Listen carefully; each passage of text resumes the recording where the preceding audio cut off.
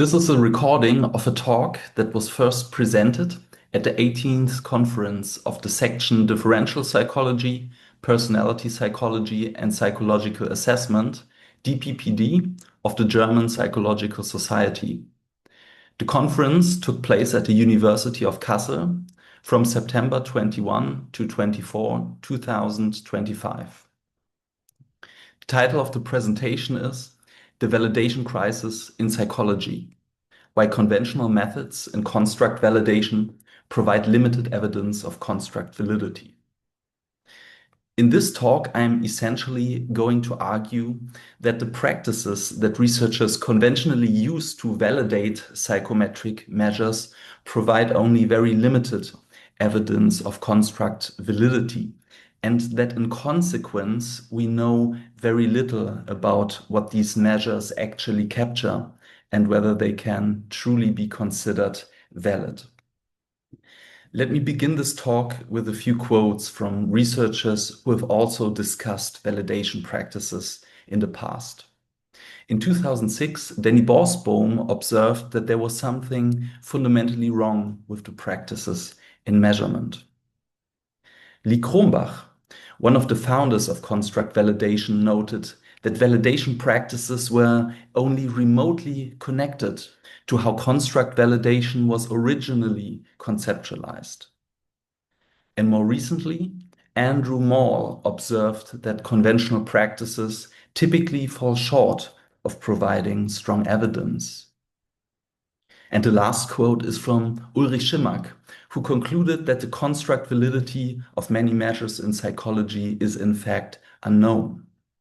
In this talk, I hope to explain why you can arrive at such critical conclusions.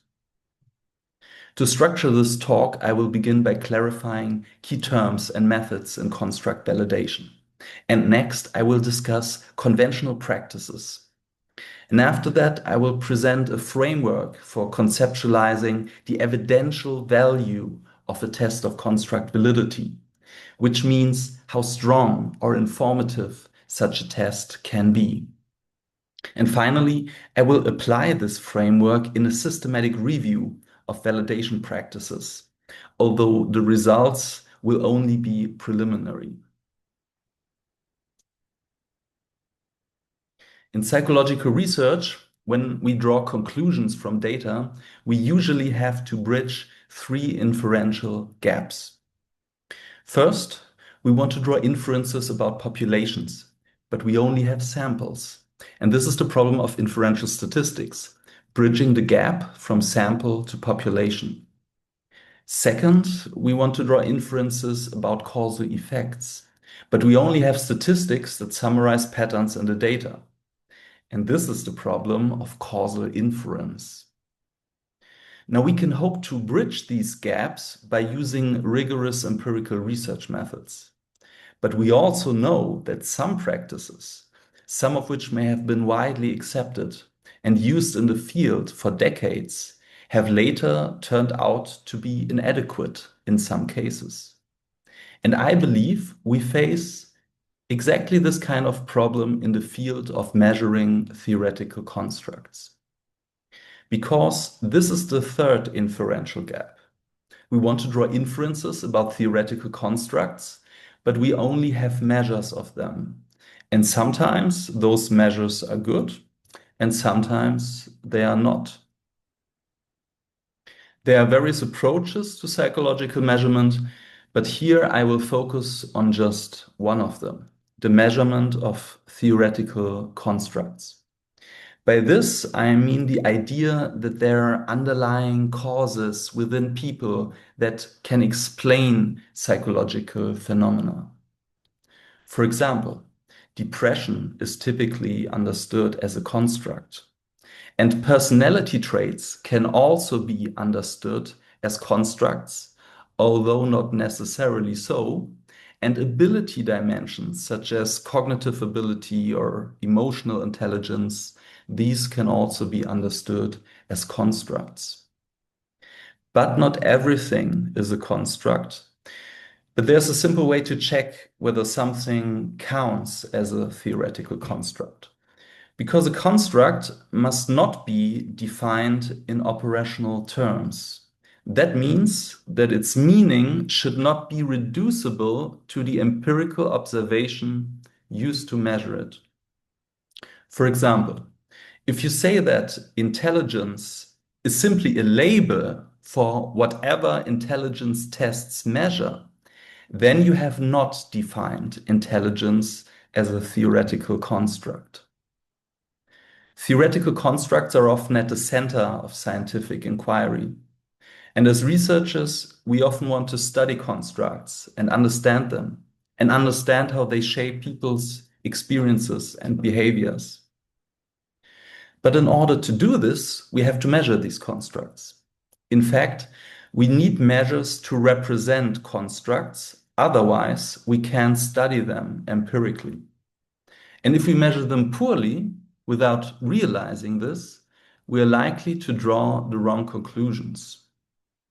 And that's why we have to take the problem of construct validity seriously. Now, construct validity means that a measure represents the construct well, that we can bridge the inferential gap safely and without concern for bias due to systematic measurement error. Construct validation means collecting empirical evidence and building an argument about whether a measure is valid or not. And this involves testing the hypothesis that a measure captures a specific construct and only that construct. The nomological network approach lays out the general principle for conducting a construct validation. The idea is quite simple.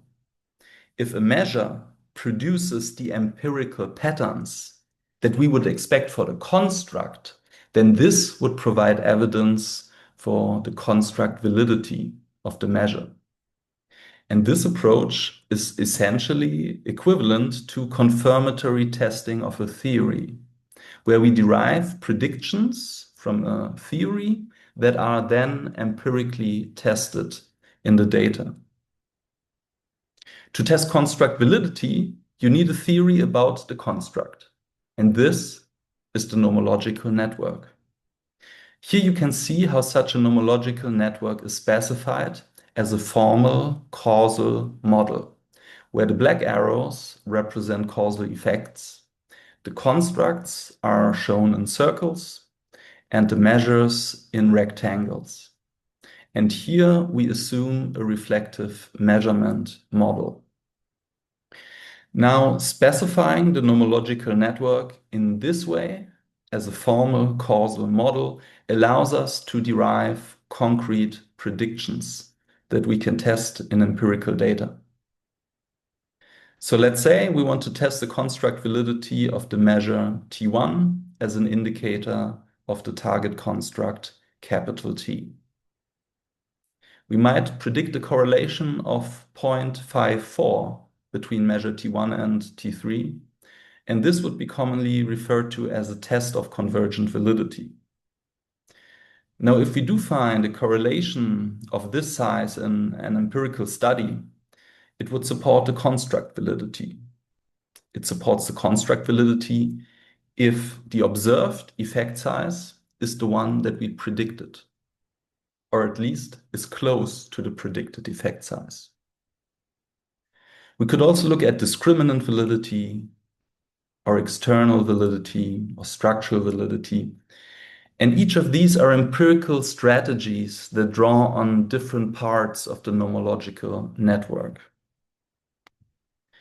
Now, if we test many different predictions with different strategies, and we consistently see the predictions confirmed, then we might come to conclude that the measure is in fact construct valid, that it has construct validity. But let's talk about conventional practices as compared to this methodological ideal. Kronbach observed that most validation studies didn't actually use the strictly confirmatory approach. Instead, studies took a far more exploratory approach, and Kronbach called this weak construct validation. as opposed to strong construct validation that was laid out in the well-known article from 1955 by Krumbach and Mehl. Krumbach suggested that weak construct validation is broadly characterized by being largely exploratory, by having little conceptual clarity about the target construct, and more generally, by lacking a strong theoretical framework for the nomological network. In practice, this exploratory approach typically boils down to three methods, and Andrew Mall called them the trinity of validation practices, consisting of an exploratory factor analysis that is sometimes followed by CFA, reliability estimation, such as Krumbach's alpha or similar in statistics, and an inspection of correlations with other variables, where this latter part often involves relatively broad predictions about whether the measure should correlate more or less strongly with other variables. But the article by Mall from 2017 is interesting for another reason. Because in this study, Mall showed that relying on these three practices can produce validity supporting conclusions even when the target construct has no meaning. And to make this point, he wrote 8 nonsensical items, each referring to the fictional term Gava guy. And importantly, Gava guy is not a real construct. It has no nomological network. It's just a made-up word that represents nothing. And Mall found that the items form two factors with high loadings on each, and that the total score showed seemingly high reliability. Now, he also found that this total score was significantly associated with some personality traits. And according to common beliefs, results like these would often be taken as evidence supporting the construct validity of a measure. According to Mall, however, this analysis should make us question whether conventional validation practices can really provide meaningful evidence. After all, how can a measure be considered valid for capturing a specific construct when that construct is nothing more than a meaningless label? And that leaves us with a bigger question. What makes a test of construct validity meaningful? What makes it informative? When can it provide strong evidence that lends itself to compelling conclusions? And in my view, a possible answer lies in the formal logic of hypothesis testing and in the concept of evidential value. In the context of construct validation, I would define evidential value as the potential of a test to increase or decrease confidence in the intended construct interpretation over plausible alternative construct interpretations. This means that a test is informative when it can meaningfully update our prior beliefs, when it narrows down the range of plausible interpretations, and when it leaves us with the sense that we've actually learned something from the data. On the other hand, tests with low evidential value leave our beliefs inherently unchanged, no matter what the outcome of the analysis is. A test of low evidential value bears the question why the analysis was framed as a test of construct validity to begin with. Mehl outlined the conditions under which empirical evidence can support or challenge a hypothesis. And he did so using the logical formula that you see here. According to Mehl, each test of a hypothesis consists of 4 parts: the tested hypothesis T, the assumptions A, the empirical conditions C, which is simply the data being used, and finally, the predicted observation O. Now, let's consider the case where we test the construct validity of a depression scale. To do this, we predict a correlation of zero point 0.3 with the utilization of mental health services, based on a theoretical assumption that people with depression are more likely to seek professional help, for example, by a psychotherapist. In this example, the tested hypothesis is that the measure has construct validity. And the assumptions include the relevant propositions from the nomological network. But the assumptions may also include, for example, the type of statistical model used, or the estimator, or something like that.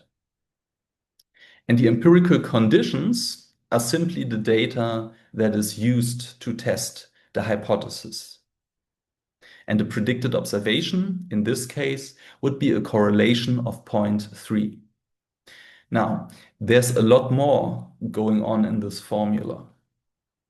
This formula is a logical statement that if you spell it out in words, and you should spell it out in words, then it says, if the theoretical hypothesis is true, and if the assumptions are true, and if the empirical conditions are realized under which the observation is predicted, then it follows that the predicted observation will be observed.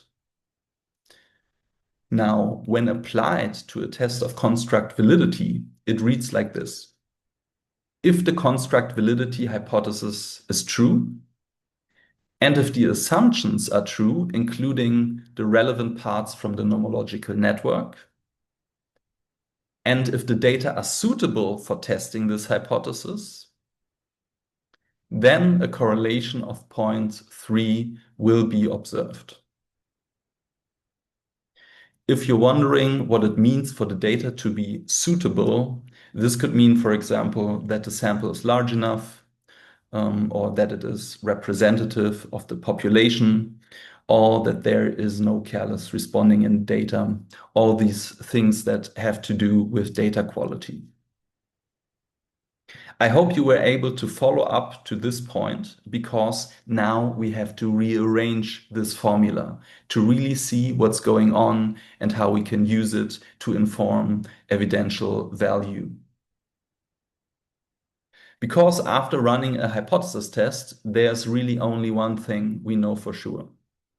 We know whether our prediction was met or whether it was not met.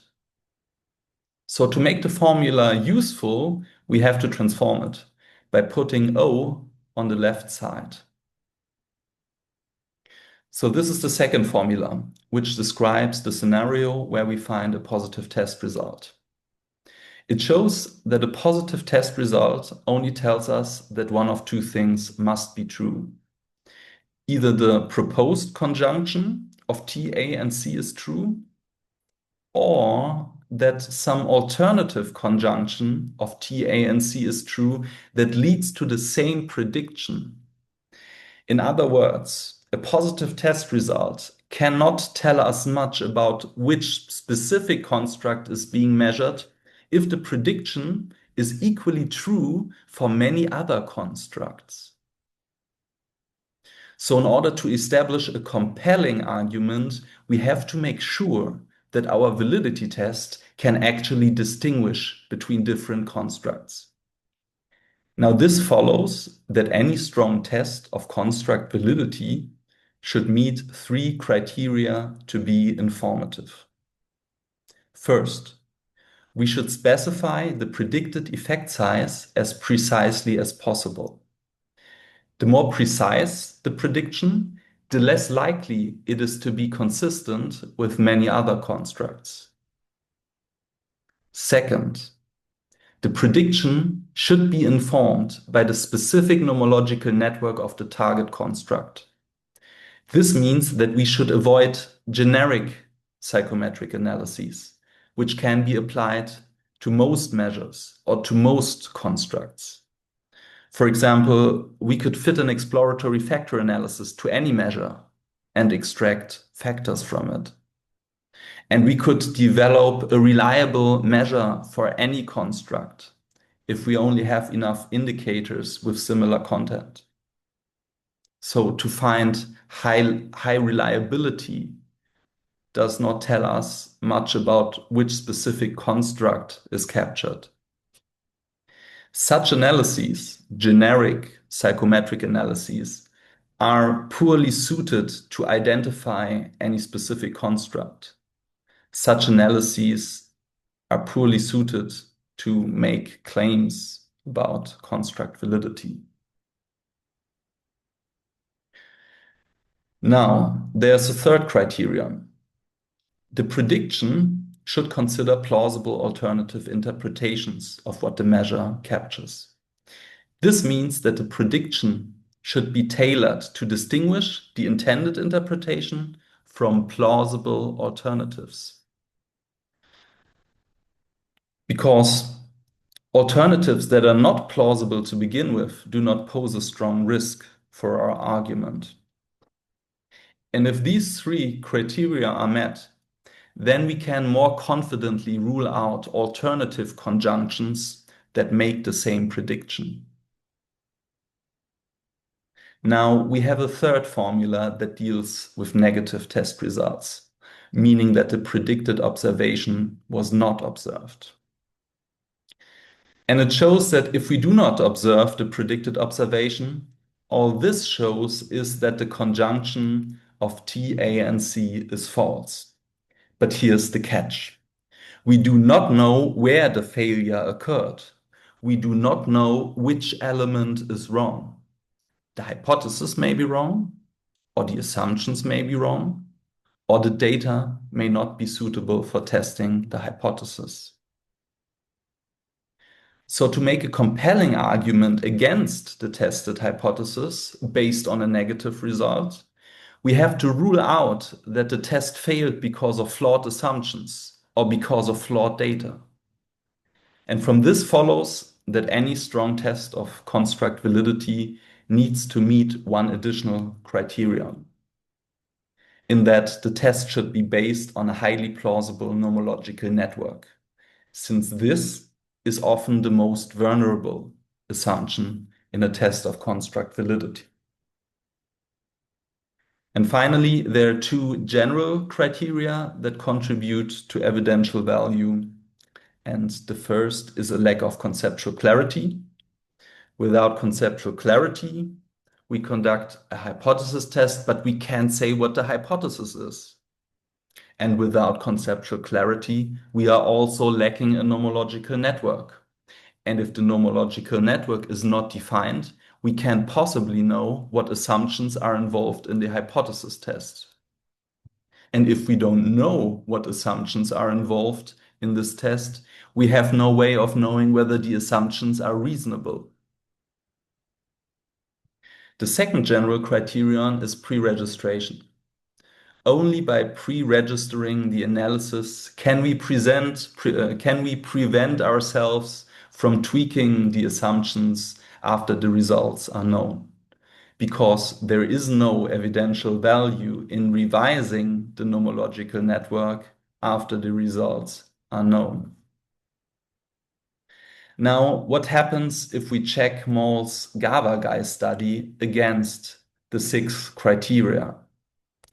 Then the whole thing collapses, because there is no evidential value in these analyses. GABA guy has no meaning. It has no nomological network. The predictions are neither precise nor construct specific, nor are tailored to distinguishing alternative interpretations. These analyses could have been run on any construct. And this is exactly what Moll wanted to show. He showed that conventional practices can create the illusion of validation while in fact providing minimal evidence.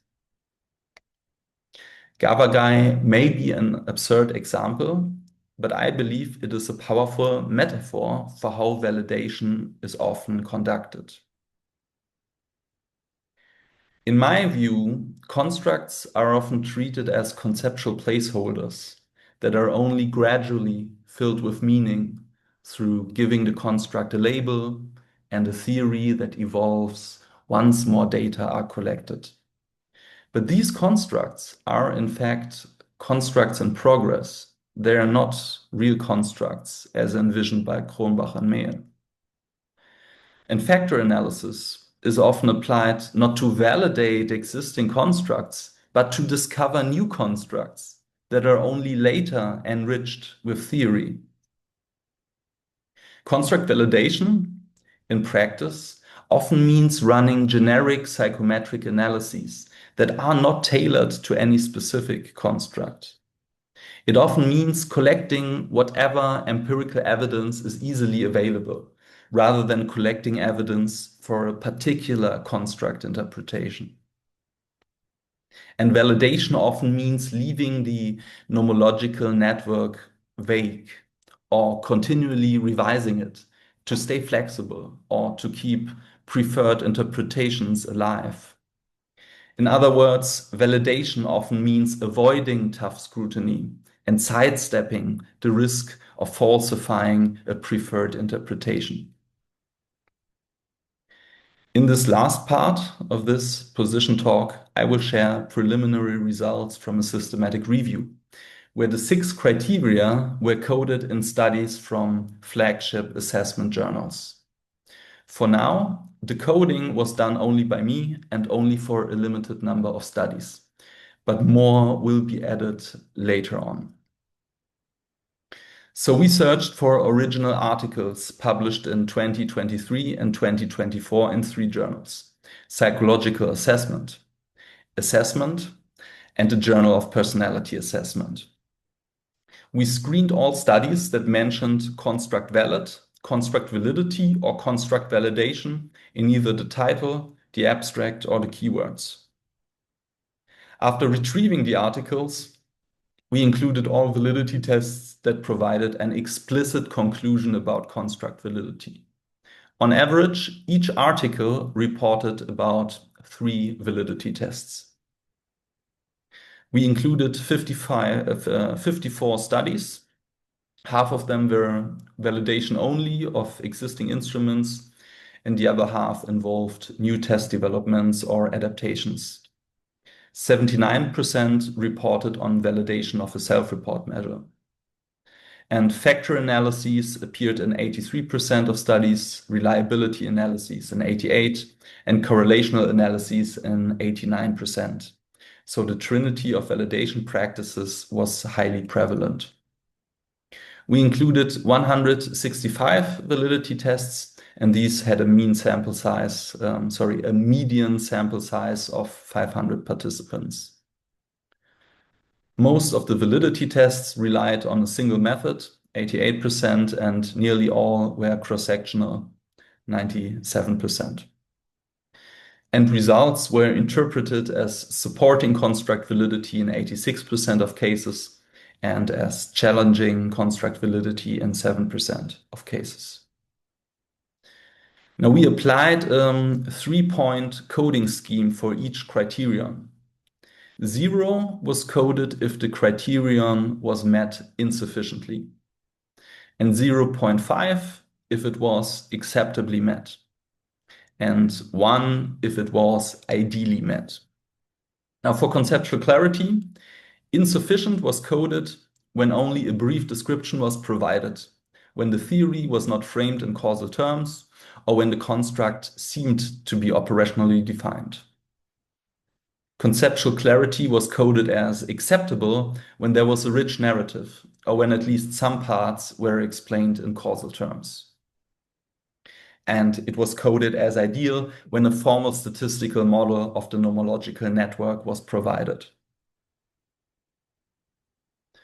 The second criterion, precise prediction. A prediction was coded as insufficiently precise when no prediction was given, when only the sign was specified, or when the prediction wasn't grounded in a nomological network. It was coded as acceptable if the effect size was specified broadly or with a vague label like medium effect, strong effect, small effect, something like that. And it was coded as ideal if the effect size was specified narrowly. Here's the third criterion, construct-specific prediction. A prediction was coded as insufficiently construct-specific when it was shared with most other constructs, or when it was driven entirely by prior findings using the same or similar instruments. It was coded as acceptable when the prediction was shared with only a subset of constructs. And it was coded as ideal when it was shared with few other constructs. That means when it relied on very distinctive features of the nomological network. Criterion 4 is the consideration of alternative interpretations. Now, a prediction was coded as insufficient in considering alternative interpretations when no such were addressed. And it was coded as acceptable when the validity test was tailored to rule out alternative interpretations. It was coded as ideal when alternative interpretations were directly measured and statistically controlled. Here's the fifth criterion, a highly plausible nomological network. Here, a test was coded as insufficient when the prediction relied on a highly speculative nomological network or when the prediction lacked precision. It was coded as acceptable when based on a plausible but uncertain nomological network. And it was coded as ideal when grounded in a well-established or consensus nomological network. This is the last criterion, pre-registered prediction. And here a test was coded as insufficient when the prediction was not pre-registered. And it was coded as acceptable when an imprecise prediction was pre-registered. And it was coded as ideal when a precise prediction was pre-registered. So here are the preliminary results of this systematic review. Looking at each criterion separately, we see that they are often not met or only partly met and rarely ideally met. But what actually matters is not any single criteria. It is whether a validity test meets most of these criteria to some degree, since all of these criteria contribute to the overall evidential value of a test. And to capture this, we simply calculated the mean across the 6 codings to create an index of evidential value that ranges between 0 and 1. And here's the distribution of this index. And looking at the distribution, we see that the vast majority of validity tests clearly fall below the acceptable level, which I would suggest indicates low evidential value or relatively low evidential value. But still, a fair number of validity tests did meet these criteria acceptably, and some even came close to the ideal. So that shows that some construct validation studies or some tests of construct validity actually meet these criteria. So I think that shows us that it's indeed possible to design tests that meet these criteria. Now, to sum up this talk, I have argued that not all tests of construct validity are equally informative. They differ in their evidential value. And I presented a framework for evaluating evidential value. And this framework aims to explain why some practices are better suited to allow meaningful claims about construct validity. And applying this framework in a review, we found that validation studies typically do not meet these criteria. Therefore, I maintain my claim that conventional validation practices fall short of providing strong evidence. Instead, they create the appearance of construct validation. while offering only minimal evidence. Now I see two possible directions for the future of measurement of theoretical constructs to address this problem. First, we can pursue stronger construct validation that aims for tests of construct validity of higher evidential value. Second, we may pursue alternative conceptualizations of measurement and of validity, but that would take us into a different topic. Thank you all for listening.